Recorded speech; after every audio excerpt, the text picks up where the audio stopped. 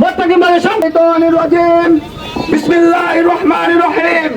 সংগ্রামী তৌহিদি মুসলিম জনতা, আমরা সবাই অবগত আছি, যখন আমরা এই পবিত্র মাহে রমজান মাসে সেবিক্ষণে ব্যস্ত থাকি, তখন আমরা ঈদের কেনাকাটা ব্যস্ত, তখন আমাদের প্রাণের স্পন্দন গাজায় ফিলিস্তিনের মুসলমানদের উপর ইসরায়েল নিঃশংসভাবে আমরা চালিয়েছে।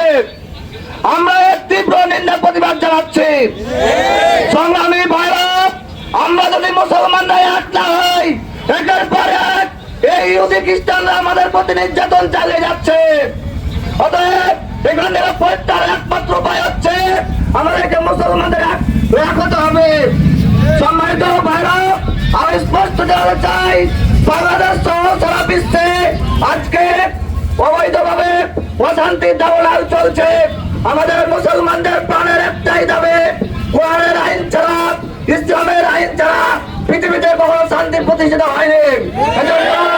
আমাদেরকে মুসলমানদেরকে জানে এবং প্রাণে একটা স্বপ্ন রাখতে হবে। এবার আমাদের দাবি একটাই, বাংলার জমিনে কোরআন দিয়ে রাষ্ট্র গড়ে দেখতে চাই, সারা বিশ্ব কোরআন দিয়ে চলবে গড়ে দেখতে চাই।